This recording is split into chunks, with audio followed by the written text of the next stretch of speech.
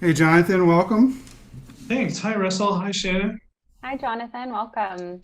Hi, Thank you Golan. so much. Hi Thank guys. you. Hey, Thank you both Golan, for being welcome. here.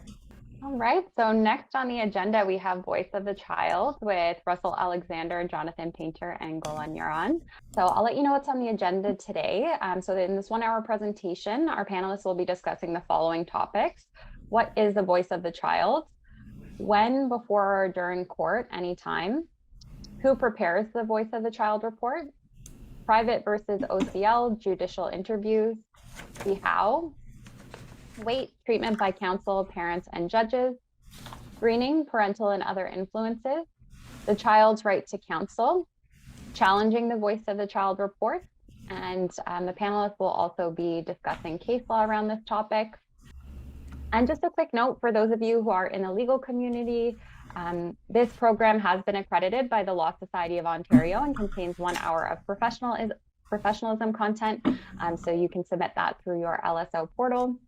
And so without further ado, it is now my pleasure to introduce today's hosts. We have Jonathan Paynter. Jonathan Paynter is a registered social worker and psychotherapist who works in the family court system, completing custody and access assessments, parenting capacity assessments, and youth court assessments. He specializes in cognitive behavioral therapy and couples counseling and holds certificates in collaborative family law, advanced family mediation, family arbitration, domestic violence screening, offender relapse prevention, and actuarially assessment of risk. And Jonathan is on the board of directors of the Ontario Association for Family Mediation, holding the executive position as secretary of the board, as well as being chair of the accreditation and the course approval committees. Next, we have Golan, and Golan is an associate family lawyer at our firm and a certified mediator with over 25 years of legal experience. He was first called to the bar in Israel in 1996 and then called to the bar in Ontario in 2003. Golan has extensive experience in representing clients and negotiation agreements as well as trial work. He also has experience in negotiation with the authorities to advance a client's interests and have represented clients at various levels of court, including on appeals. Next, Russell is the founder and senior partner of Russell Alexander Collaborative Family Lawyers. And with over 20 years of experience, Russell uses his knowledge and expertise in collaborative family law with a client-focused approach by creating unique solutions for each of his clients. Now that you know a little bit more about our panelists and what they'll be discussing today, I'm going to pass things over to Russ to get started. Thank you for those kind words. Let's run our first poll. Awesome. And I want to thank right now Jonathan and Golan for giving us their time and expertise. All the speakers are not getting paid, they're doing this for free. We're trying to improve access to justice and improve our colleagues' legal information. So thank you, Jonathan. Thank you, Golan. Deeply appreciate it. So My pleasure. tell us a little bit about yourself. This is our audience question, and we want to get a sense of what our audience is composed of and try to tailor our presentation to our audience if at all possible. But let's see who our audience is. So, law professional learning more, 77%. Legal professional in another field, 11%. Going through their own separation, 5%. Helping a loved one, 1%. And a law student, 4%. 4 law students today, welcome. And other. So let's make a start. What's the voice of the child report, Colin? What are we talking about here? It seems to be the flavor of the day with the courts, but what is it really? It is actually, thank you, Russ, for having me on this panel. Much appreciated. I'll take this opportunity. Firstly, it is the trend of the day. It's actually being asked more than usual and more often as we experiencing in the recent years. And I would say in the past couple of years, I feel it that it's almost in every parenting responsibility matter. When there are children that are capable, there are requests from either party to ascertain their views and preferences. So the idea of the Voice of the Child report is really meant to be a summary, non-evaluative report for the justice to at least have their the children's views and their preferences, their perspective, the wishes regarding anything that may be going on, whether it's during a negotiation, whether it's a mediation or litigation that is already in progress. It meant to be a summary, a tool that one can refer to, and then the parties, their lawyers, the parents, the bench can actually make use of it, depending on the weight that would be given to such a report. We'll go more into that during the other topics, but that's the idea. In terms of the legislation, you can see in the slide in front of you, in the United Nations Convention of the Right of the Child, it's already embedded that the state parties should include and allow for a child to be heard. This convention has in fact been ratified by Canada, so it is included in the legislation. In for example, in the Children Law Reform Act, in section 24 sub 3 sub E, you will find that there is a reference to the child's best interest, and one of the criteria is the child's preferences, if it can be ascertained.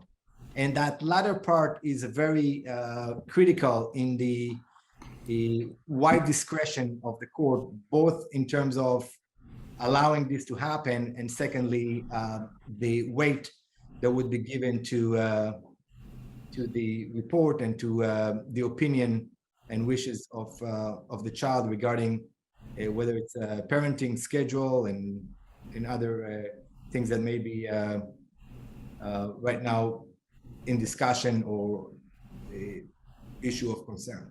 So that's the framework of the legislation comes from that, as well as you can find that also in the Court of Justice Act, section 112. I think Jonathan will speak more about that. This is the authority of the Office of the Children's Lawyer to provide reports, and obviously the court's jurisdiction to appoint an expert to provide report. That is also part of the framework for allowing that outside report to come into the court by way of a summary, non-evaluative, as I said.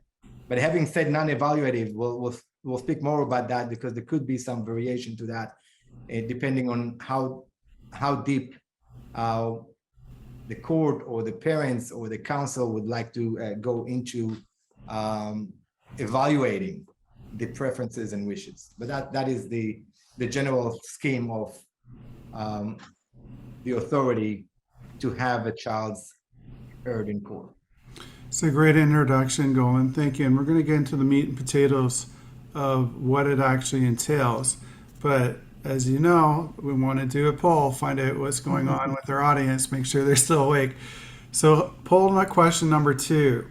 So how often is a voice of the child report obtained?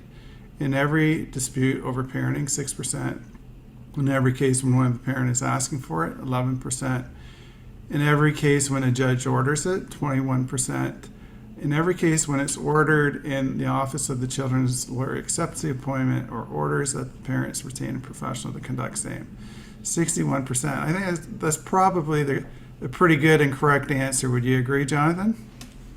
Yeah, for sure. Yeah, and often both parents request it as well, and it would really surprise me if a judge would ever say no to that. Sometimes they say no to the judge, right? It's a resource issue, and we're going to talk about that. They'll decline the request. Not all the time, but all right. So when do we get a voice of the child report? Before, during, any time? What's the best timing, Golan? What do you think here?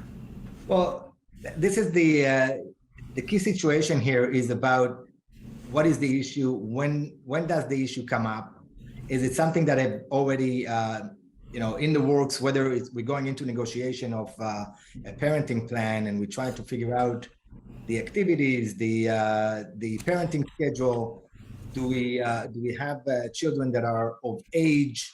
And when I say of age, I mean, you have to take into account the criteria of, how young they are. Are they able to communicate? Are they able to articulate their wishes? Are they prone to manipulation and pressure?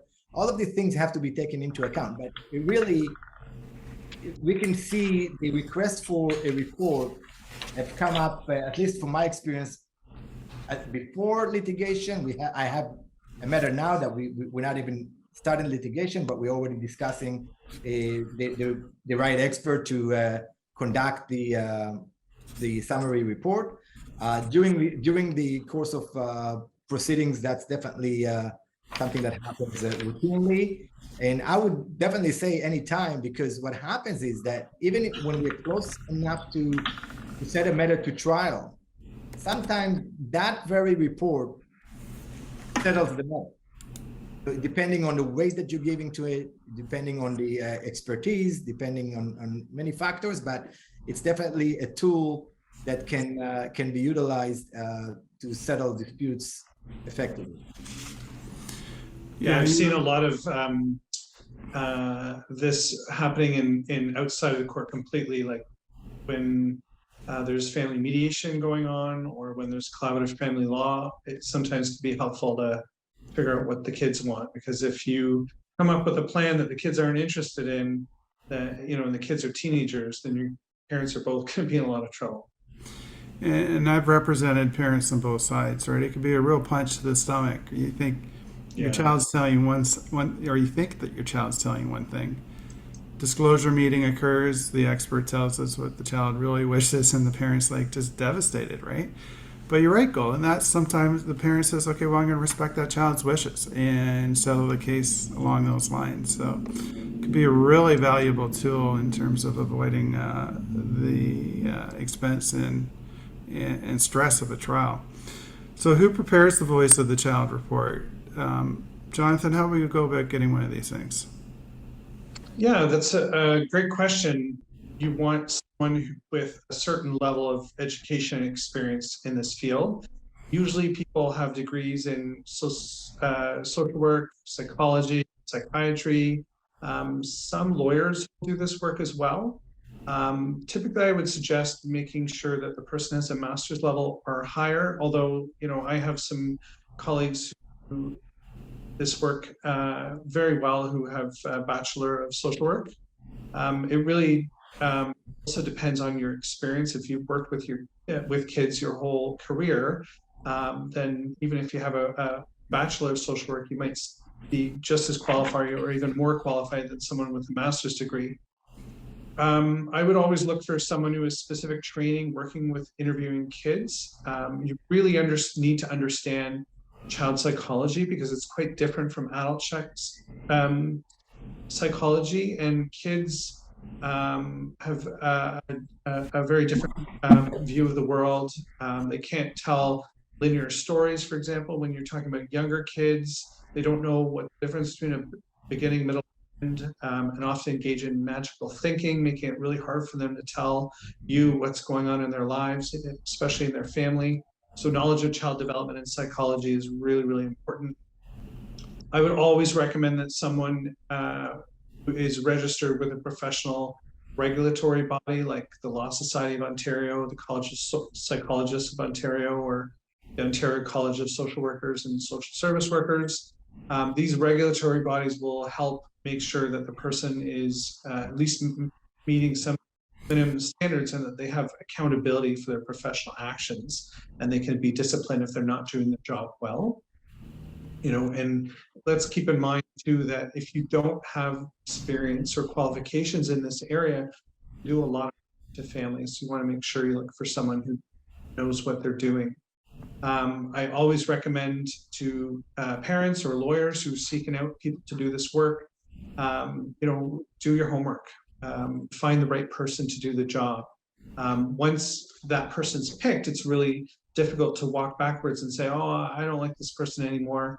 Especially if it's been court ordered. Judges don't like it when they'll say, well, I'll accept this person, but then later on say, I won't accept that person. So make sure you do your homework. You really want someone who can accurately represent the views of the child, not impose their own biases on the situation, or someone who's going to blindly take one parent's or the other parent's side. You really want to see someone who's a neutral professional. And if a judge smells bias reports, then they will be quickly dismissive of those reports. So make sure that they're someone who can provide a professional, balanced, and informative report. Now, generally, there's no like requirement, of minimum qualifications. For example, if you want to become a social worker, you have to have a social degree and do all the things that require you to get registered with a college. If you want to be a lawyer, you've got to get a law degree and then do all the things the Law Society needs you to do to become to accepted be accepted to the bar. But with Voice of the Child reports, there's no minimum standards. So there's quite a range of people out there. But if anyone is interested in getting into this work, I hope it's okay to put out a shameless plug for the Ontario Association for Family Mediation. They're offering a child inclusive mediation training program in November, and you can check out their website or get in touch with me with more details. And it's a really good training to help kind of get you the basics on how to do these reports. So that basically summarizes people's backgrounds for the folks who are doing this kind of work. There are no shameless plugs here. We're trying to get as much information out to our audience. We're giving them dates to register to become collaboratively trained. Right. Seriously, send us the link. Jonathan, send it to Shannon. We'll put it into, we'll message the audience with the link to the training. So thank you for sharing that. Perfect. So let's run a poll because we got a few hundred people here and want to make sure everybody is still with us. So poll number 3, how much would the Voice of the Child report cost? You've got a number of options here. We're going to give everybody a minute or two to answer the poll. Thank you everybody who's been answering our polls throughout the presentations today. I think we need to be mindful of our lexicon though. We've got an audience member who says we're throwing a number of terms around. Hear the Child report, Views of the Child report, Voice of the Child report. Essentially, we're just talking about the views and preferences of the child. Is that correct? And what's the title we give this report, Jonathan? All those, so keep in mind there's no law or legislation that names it Voice of the Child. That's kind of the word that we're using in Ontario these days, but people may use those other terms to describe these reports, and they're all correct. Because this work happens under Section 30 of the Children's Law Reform Act or Section 112 of the Courts of Justice Act. And so the official legal term for these is either Section 30s or Section 112s, but we tend to use all those names interchangeably. Personally, I call them Voice of the Child reports. I think that's probably the most common term. Other jurisdictions like Nova Scotia and BC will use a slightly different term, but they all mean the same.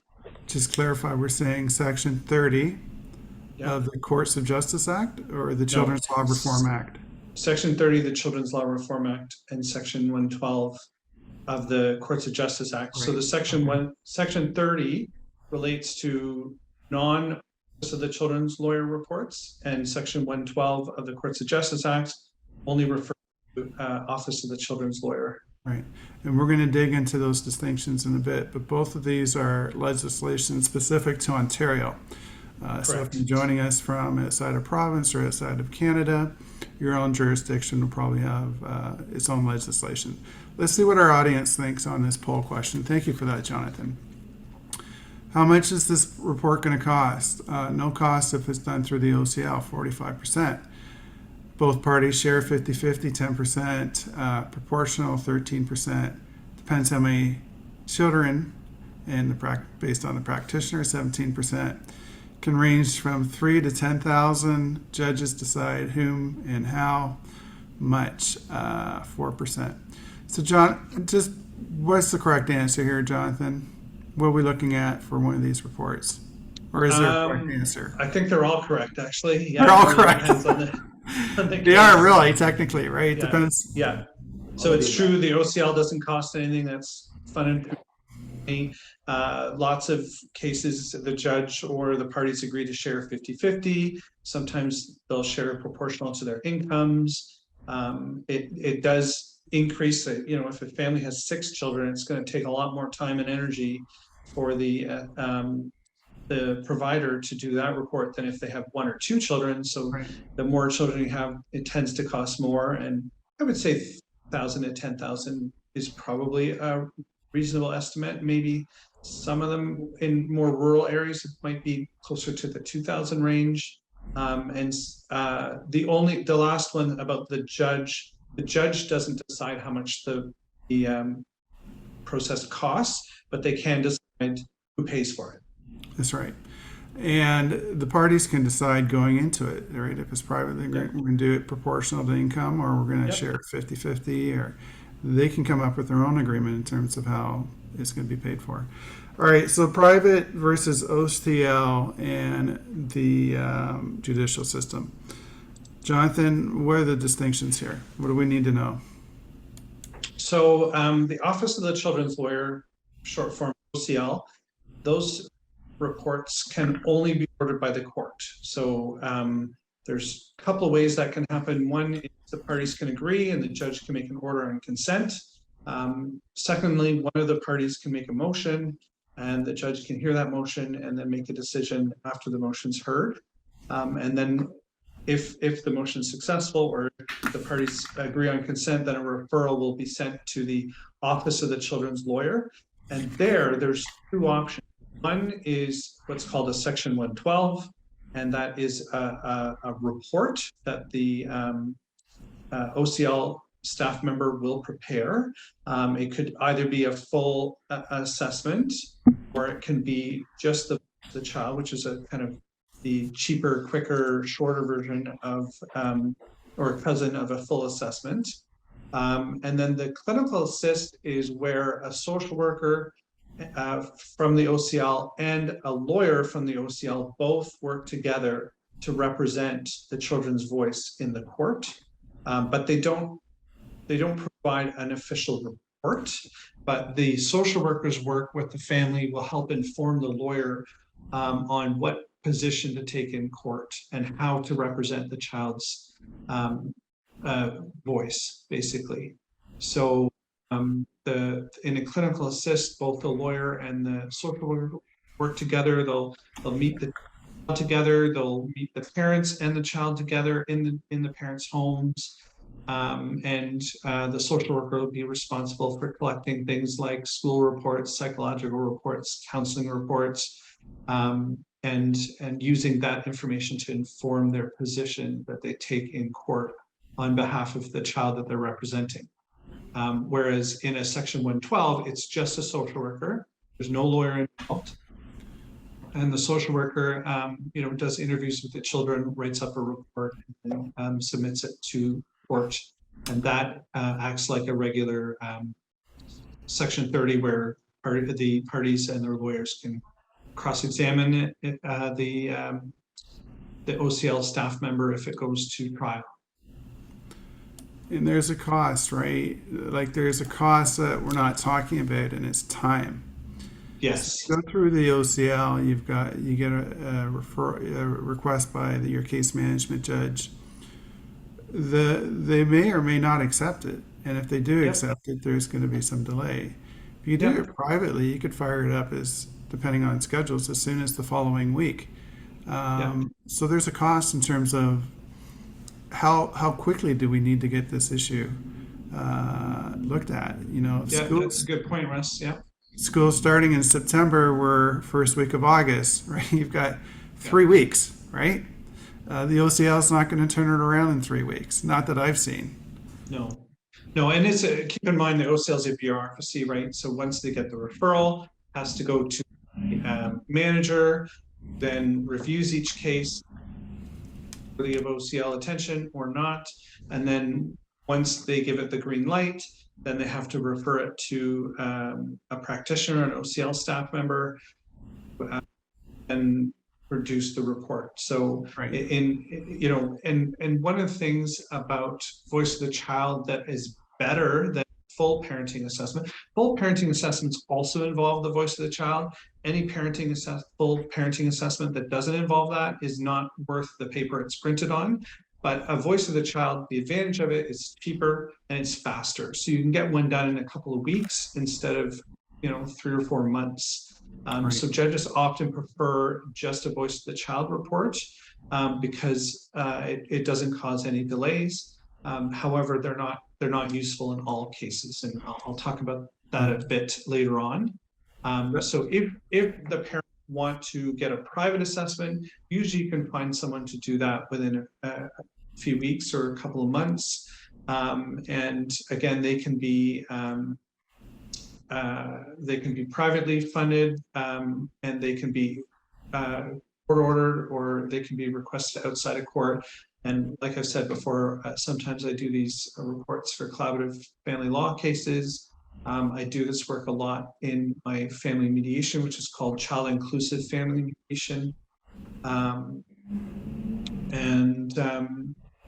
The other question is about judicial interviews, and Russ and Golan, maybe talk a bit about that, because I don't really have any experience with that. Thank you for that, Jonathan. Let's throw our next poll question up. And just as a practice tip, when you're talking to your client, giving advice, developing a strategy for that client, you want to think about the timing, right? Do I want to report as soon as possible? Or maybe I've got the parent who likes the status quo, right? Maybe I want to kick it over for 7 months and wait for an OCL.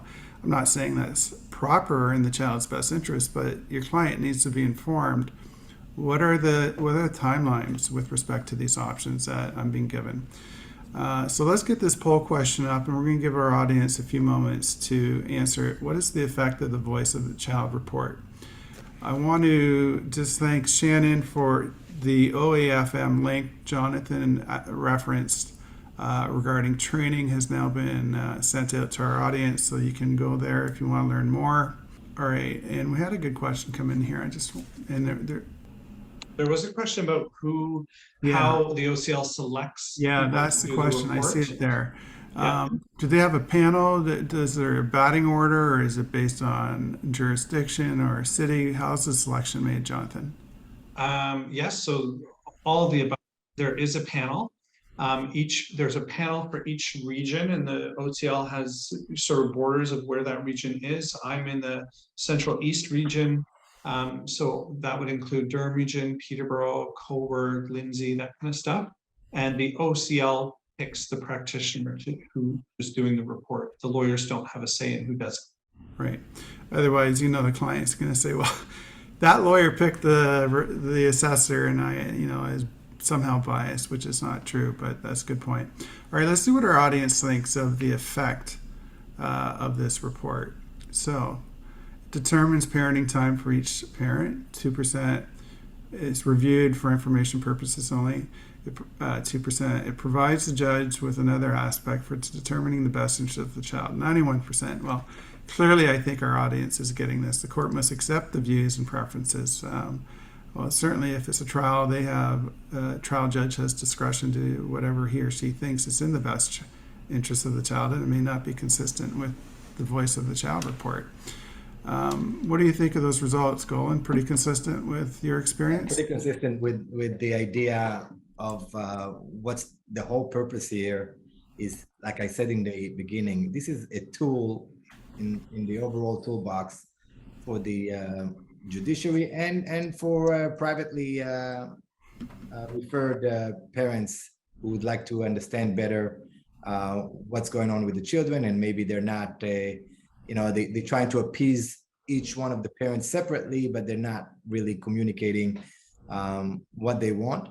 At the end of the day, the evaluation is for the best interest of the child. And this is just one of the aspects that a judge has to look at. That's the reason that we indicating that there's no delegation of the determination of the issue to the expert or to the children in that sense. So really what happens here is that if it's privately retained an expert and the parents are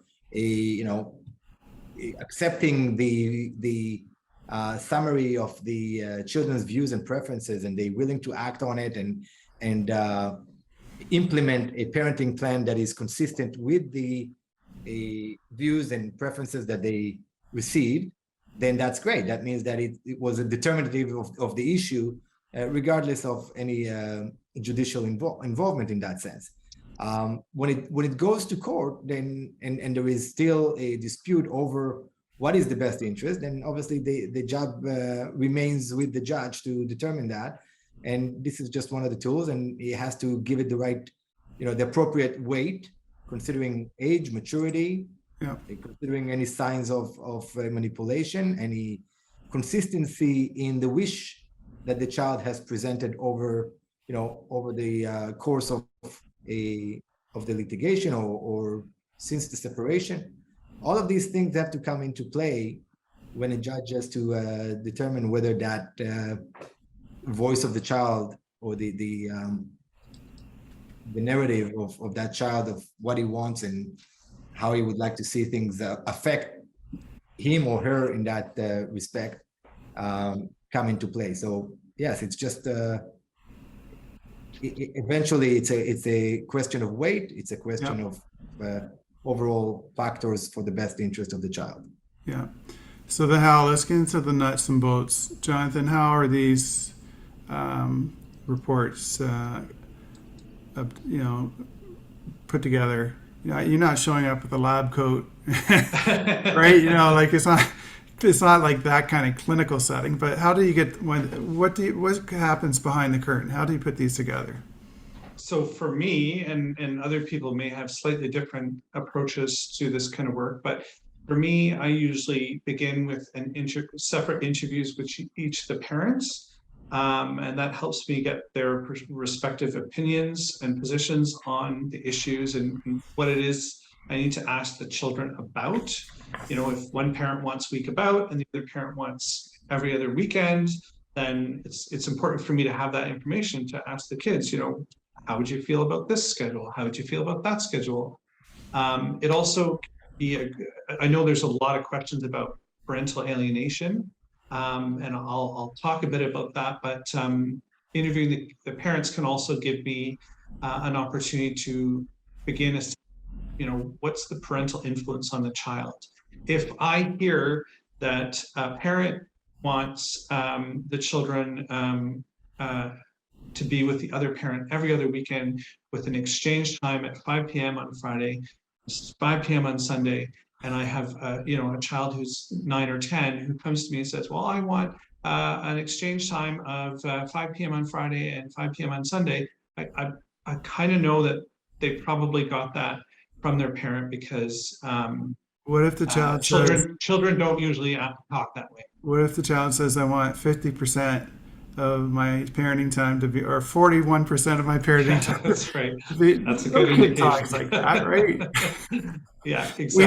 We know where the number's coming, right? To trigger potentially a child support set off, but the kids.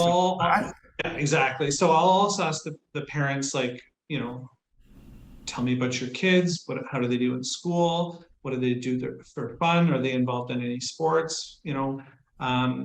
And I'll ask the parents, what conversations have you had with the children about parenting issues? So once I've done that with each parent, then I'll meet with the child on at least 2 occasions, once when they're with their one parent and once when they're with their other parent. And that's the intention of that, is to provide some balance, right? Like if the child, when they're with their mom, for example, says, I don't really care about a schedule. I just want, to see my mom and see my dad. But then when I see them with their dad, they say, well, I changed my mind. I want 41% with my dad or more. And you kind of know that there's been some sort of parental influence there. So, so it's good to meet with the children at both homes, and it also provides a bit of balance and shows that I'm not biased. I'm not only seeing the child when they're with their mom, or only seeing them that. Sometimes I'll review other documents like psychological assessments, like if the children have learning disabilities or other psychological conditions like anxiety or depression, that will help me inform, sort of put their comments into context. I sometimes will look at report cards or reports from like developmental workers, like maybe the child has a speech language problem. They have difficulty expressing themselves. We got a great question on this. How far Okay. back do you go, right? Do you look at what the work of other parenting coordinators? Do you look at other assessments which may have been conducted, or? Sometimes, yeah, for Okay. sure. You also have to keep in mind that the intention of a Voice of the Child report is to be a quick and timely process. So if I'm, digging into 10 years Children's Aid Society records, police records, school records, then I'm not going to be able to do this report in a timely way. It'll take me months. So for a full Section 30, a parenting assessment, then I might do a much deeper dive on those issues. But for a Voice of the Child, it's usually more like, what do I need to know to put the child's comments to me in context? Do they have trouble expressing themselves? Do they have attentional issues? Do they have issues at school or at home? So I also have to take into account like the age and stage of development of a child. Like a 9 or a 10-year-old is going to be able to tell me very different things than a 13-year-old or a 17-year-old. There's a great question there about taking into account cultural factors, so that is definitely something I'll look into and talk to the child about. What's their culture? What's their primary language? How does the culture affect the way that the child sees the world? So that's another important line of questioning. I'll consider Another fantastic question. Keep them coming in, audience members. Is there an age limit? Great question. Yeah. No, there isn't. However, like if you sit down with a 6-month-old, you're not really going to get any useful information, right? You're going to get a lot of goo goo gaga mama dada. But if you sit down with an older child, you're going to get more. So there's no like clear-cut age off. But generally, I would say these reports are better the older the child is. So 10 and up is usually the target range. You can do this work with younger children. You're just not going to get as useful an information. And like I said earlier, the younger the child is, the more they engage in magical thinking, the more they have trouble telling a linear story with a beginning, a middle, and an end. And so you're not going to get as good an idea of what's going on the younger the child is. So generally, I would say I'd be more comfortable if the child is 10 or older, but there's some really mature 8-year-olds who can have a very useful conversation with me. And age isn't a good yardstick, right? You have 15-year-olds it's not. or like 10-year-olds, and you have very mature. You gotta consider their maturity, their age. It's interesting that the OCL actually have a cut-off date, age.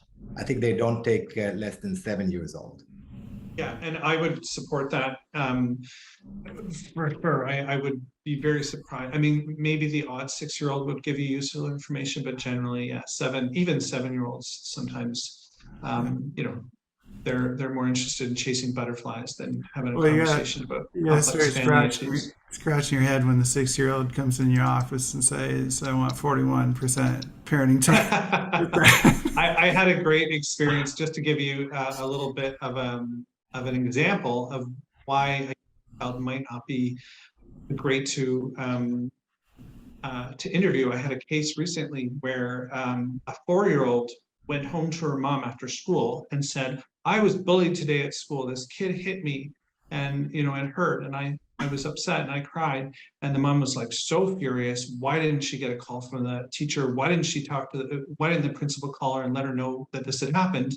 Well, it had happened, but it happened 4 months prior. And the teacher and the principal had told her that, but the child in their mind couldn't tell the difference between 4 months ago and yesterday.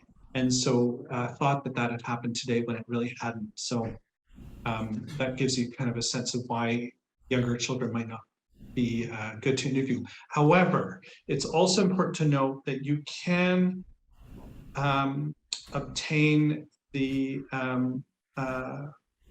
best interest of the child even when they're little, and the voice of the child still matters even if they're an infant, but you just have to find other ways of bringing their voice into the process, right? Like and that would be by helping the judge or the court or the lawyers or the parents understand what's best for a 1-year-old in terms of a schedule. Is it okay for them to go week about? Probably not.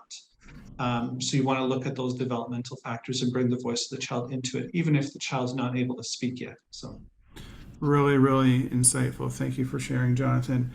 We talked a little bit about weight a few minutes ago.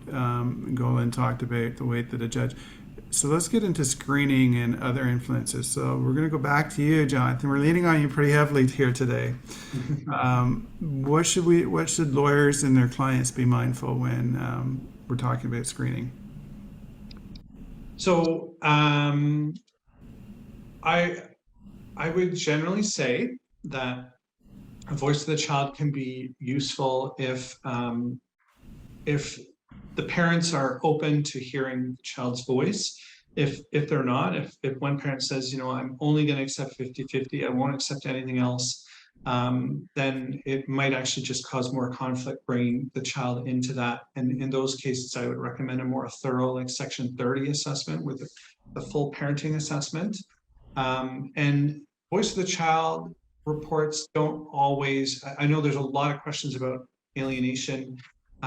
First of all, I want to say we don't use the term alienation. It's not a proper term in my opinion, because what it suggests is one parent is 100% responsible for the problems between that parent and the child. What the field tends to prefer is parent-child contact problems, because that describes the situation a little bit more. Voice of the child reports aren't always great at uncovering those, because if one child, or if the child is aligned with one parent, they're much more likely to provide that parent's point of view than their own. And so I would recommend a more thorough parenting assessment for those cases. Having said that, if you're doing a voice of the child report, you should always look at the issue of parental influence on the children's views and preferences. And what I see more commonly is, and where these situations are really helpful, is when the child tells parent A what they think parent A wants to hear. Oh, I want to be with you most of the time. And then they tell parent B the same thing. Oh, I want to be with you most of the time. So parent A feels like, oh, I know what my child wants. And parent B says, oh, I know what my child wants. And they want the opposite thing. And so a voice of the child can really provide that neutral point of view. Would they tell you, Jonathan, I want to go live with my grandparents? That's right. Or I don't want to live with my grandparents. Yeah, true. Yeah. True. So, yeah, you have a question? No, finish off. Let's throw our next poll question up while Jonathan wraps this up. Okay. Go ahead. So, hold on a second. Yeah, so we also want to consider if a child's views and preferences make sense in the context of their family. So for example, if you've got a teenager who wants to spend most of their time with mom because mom doesn't enforce curfew, the child doesn't have to do their homework, she can have her boyfriend sleep over, and the other parent has rules and limits on video game time and that kind of stuff. So that might help frame our voice of the child report to say, like, this is the context of why the child is saying this. So it's really important to understand the family situation. I had an ambulance go by. I don't know if you heard it, so I just wanted to sorry about that. So let's get to this poll. I think this could be the final one of the day. At what age should the court have to consider the voice of the child? Well, we've kind of talked about younger children, right? We've got 1% there. 6 to 12, 18%, 12 to 15, 34%, 16 plus for all of the above. 41%, clear majority coming in there. None of the above 1%. That's probably Bill Rogers sending his vote in. So, what's the magical age? I think what we've learned is any age, right, Jonathan? Yeah, the court always has to consider the voice of the child, and depending on the age, has to look at different options to bring the voice of the child into the court process. And generally, I would say like 7 or 8 would be the lower end of the cutoff for voice of the child reports. But I would say if you've got kids between 12 and 18, you would always want to order those, because it's really important to have those voices processed. Research shows that if a child who's a teenager in particular isn't consulted about the schedule that they're going to have to live by, they're not happy with that. The more say that they have, obviously you don't want to give them final say, but you want to hear their voices. The more they feel heard, the happier they're going to be with whatever schedule the parents end up with in the end. So the court should certainly consider it, but it's not bound by the report. So let's get into the child's right to counsel. Golan, what do we need to know here? Well, firstly, it is interesting in reference to what Jonathan was saying, how things have developed from sheltering children from being involved in litigation overall to actually pressing upon us, counsel, judges, that the voice of the child has to be heard if it's available and if it's ascertainable. So in terms of the child's right to counsel, that is the issue of when we asking for the OCL to get involved, and they certainly have that right to be represented by counsel.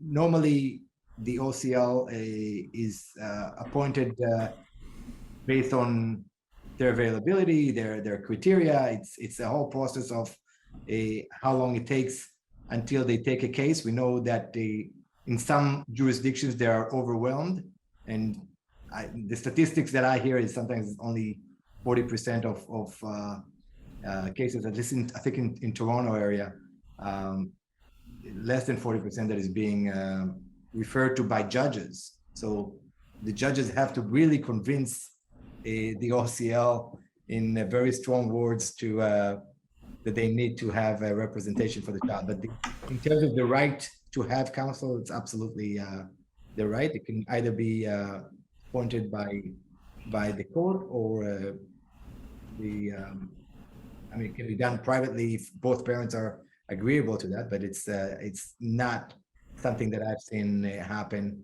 from my experience. So normally it's a role that the OCL takes upon himself. All right. And challenging voice of the child reports. Let's say you have a client, we don't like what the report says, it's inconsistent with the client's goals. How do we challenge it? I'm sorry, Russ, go ahead. Go ahead. No, so it's connected with the idea of which expert the parties are picking, or the one that's being appointed by the court. We treat the person as an expert in the same way that we can challenge expert reports, or we are not happy with how things were recorded or summarized, because it's not always a verbatim recording of what was said. It's rather a narrative of what the provider put together and put before the court. So the legislation actually provides for that expert that he can be summoned to court and be treated as a witness. And we can certainly cross-examine that expert on the evidence that he or she provided in that regard. So it's definitely challengeable in terms, especially when you want to point out parental influences or the manner of how the questions were put to the child, whether it was a guiding question, just like we do with the experts and witnesses in court. And we want to determine how whether that report from the child is really of the type that should be given a full weight, or should be disregarded, or it should be taken with a grain of salt. So that's the idea of challenging. It's definitely there. It's available in accordance with the rules of the court, and just like in civil matters, experts are being challenged all the time. Great tips. Okay, we got 12:40. I want to be mindful of our time and save some time for Q&A. So we're going to do rapid fire case law, 30 seconds or less. Get in some questions. What I like about this is the judges tells us what the court's considering: age, maturity, clarity, context, consistency, potential alienation or influence, and the strength of the opposed view and the thinking around it.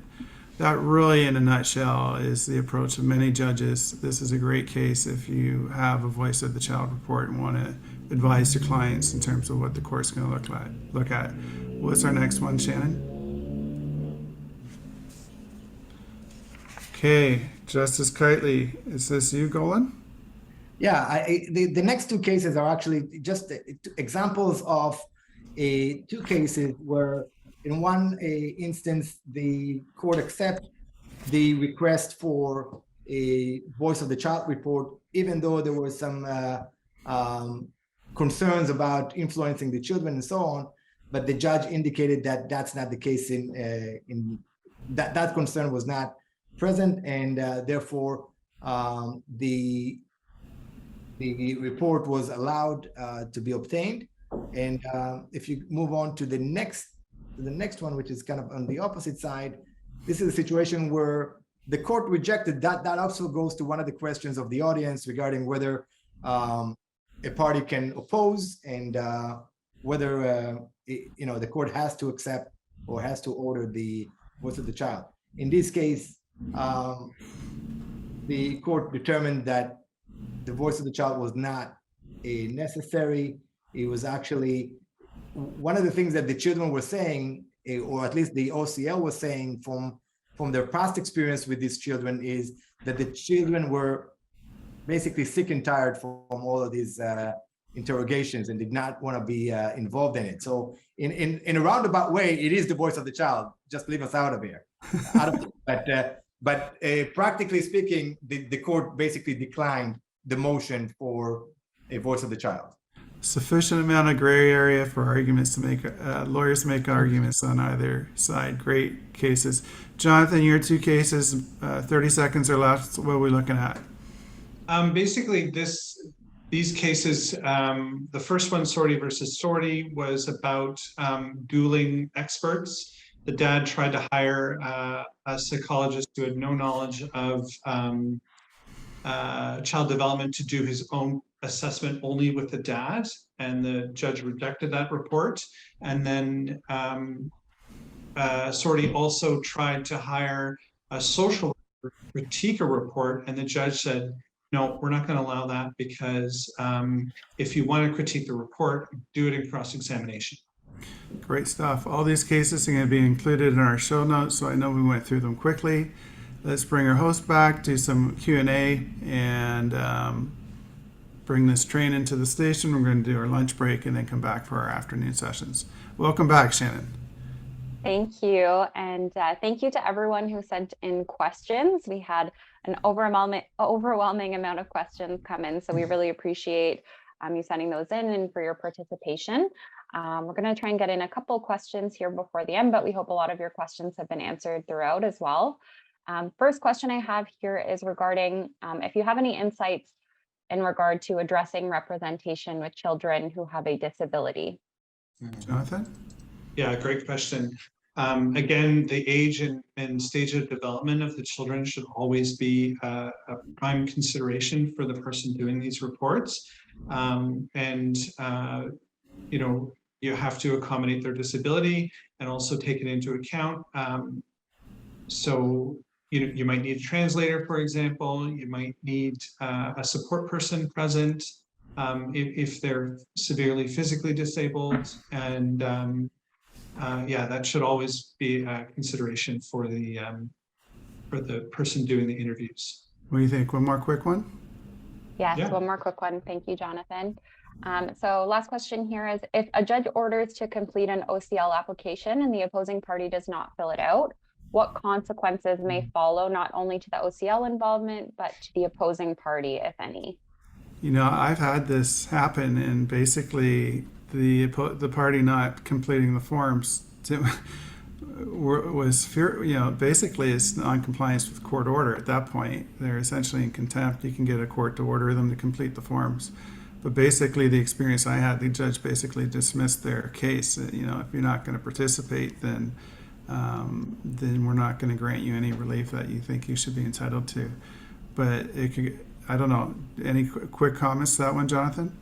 Yeah, the law says that if a parent refuses to participate, the judge or the assessor can make inferences about why they're not Right. participating, and that can harm their case. So I would always recommend parents comply with the court order.